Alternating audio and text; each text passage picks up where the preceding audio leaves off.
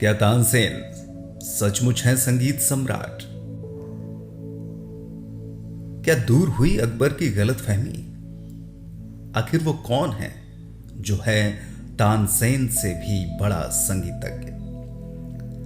ये जानने के लिए सुनिए ये कहानी। दिन भर की उधेड़ पुन को रखिए एक तरफ और मन की शांति के लिए इन प्यारी सी कहानियों में लगाइए प्रीत। नमस्कार, मैं हूं विश्वजीत। तानसेन मुगलकालीन भारत के सबसे श्रेष्ठ संगीतकार थे। वे अकबर के दरबार के नवरत्नों में न सिर्फ शामिल थे बल्कि अकबर उनके संगीत के दीवाने भी थे।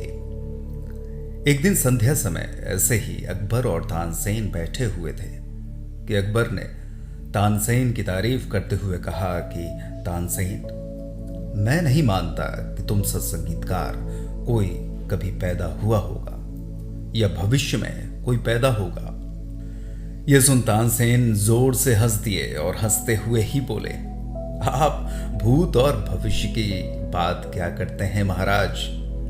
अभी मेरे पूज्य गुरु हरिदास मौजूद हैं और उनके संगीत के सामने मेरा संगीत तो कुछ भी नहीं। अकबर ये सुनते ही बुरी तरह चौंक गए। उन्होंने दृढ़तापूर्वक कहा कि यह तो हो ही नहीं सकता। शायद तुम्हारे गुरु हैं, इसीलिए तुम्हें ऐसा लग रहा है। तानसेन ने कहा, नहीं महाराज, मैं जो कह रहा हूं वो बात 100% सही है। इसमें गुरु प्रभाव तनिक भी नहीं। मेरे गुरु हरिदास वास्तव में मुझसे कई गुना प्रतिभावान हैं। लेकिन अकबर को अब भी विश्वास नहीं हो रहा था, सो उन्होंने तत्क्षण तानसेन से कहा कि ठीक है, तो उन्हें दरबार में बुला लाओ, मैं उनका संगीत सुनना चाहता हूं। तानसेन ने फिर हंसते हुए कहा कि वे दरबार में कभी नहीं आएंगे।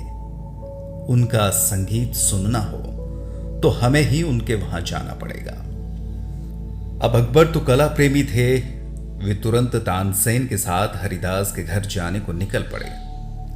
जैसे ही घर के निकट पहुंचे, तानसेन ने कहा, हम यहां बागड़ में छिप जाते हैं, देखते हैं कि वे कब राग छेड़ते हैं।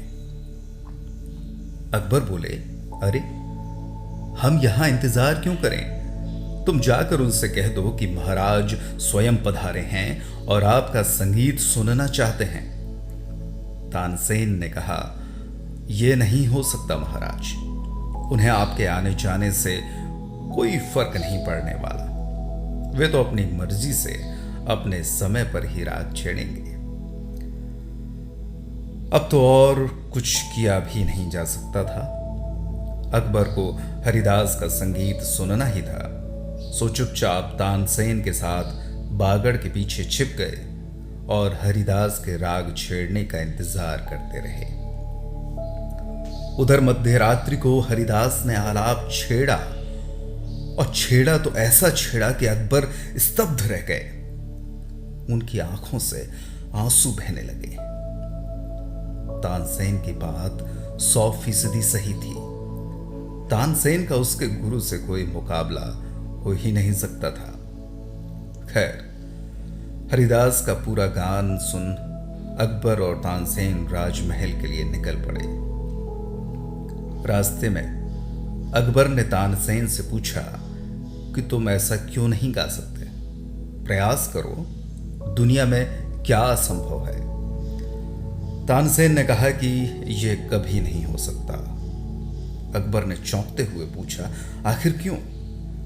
तानसेन ने कहा कि बात प्रतिभा या प्रयास की नहीं है, क्योंकि मैं दरबार में आपकी जी हुजूरी में गाता हूं और मेरे गुरु ऊपर वाले की जी हुजूरी में गाते हैं, इसलिए मुझ में गुरु वाली बात आ ही नहीं सकती। मनुष्य जो कार्य अपनी मस्ती में और सिर्फ अपने लिए करता है और ऊपर वाले के लिए करता है, उसकी बात ही अलग होती है। तो इस तरह दूर हुई अकबर की गलतफहमी और तानसेन ने स्पष्ट किया कि गुरु आखिरकार गुरु ऐसे ही नहीं हैं। तो लीजिए, आपकी जिज्ञासा भी हुई दूर और अब समय हो रहा है नींद के आगोश में जाने का। तो शुभ रात्रि, शब्बा खैर, नमस्कार।